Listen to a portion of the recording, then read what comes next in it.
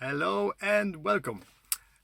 Thank you for all the views and all the subscriptions. I hope I won't disappoint you in the next videos for the next few months or maybe few years. Hopefully, it depends on how it's gonna go with this channel.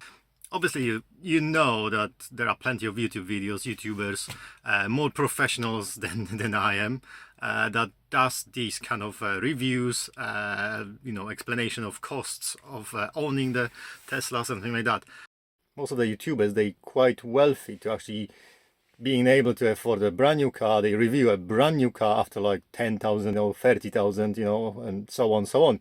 So, the review is good. Those reviews are good, but they're not, related to a normal standard average UK family that, they have only one car at the household and they have to rely on that car to be everything, basically, from van to taxi to everything, yeah?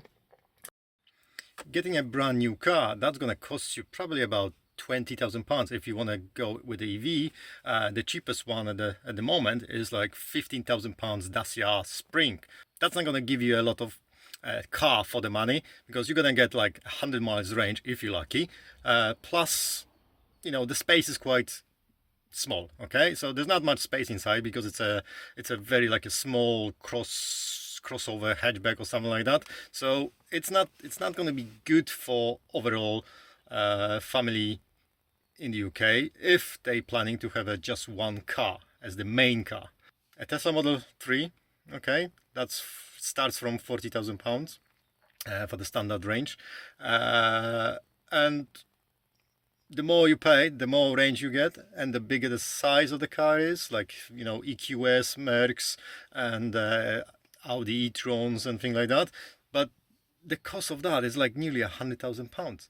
So who has that kind of money to actually spend on a car that will have to be everything for the family? Definitely not the average people that, a household income is about £50,000.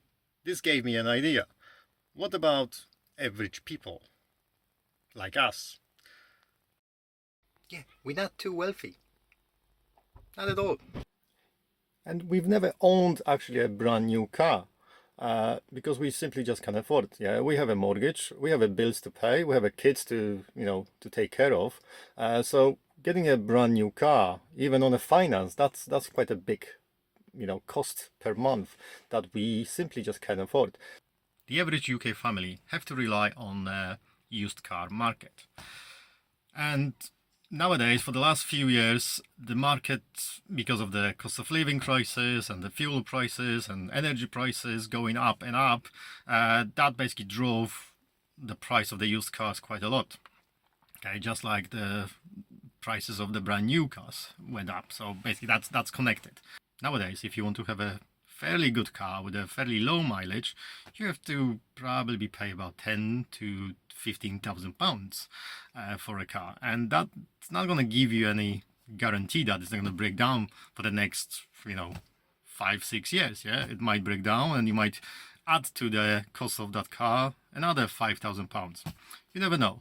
In my case, I always thought that the electric car, or any car in a matter of fact, it has to have at around 200 to 300 range at least, so I don't have to worry too much about the range every single day. Okay, I might be worried about the range in long journeys, but as most people probably in the UK, we don't travel too much. Okay, we travel to Tesco's, that's like 4 miles away.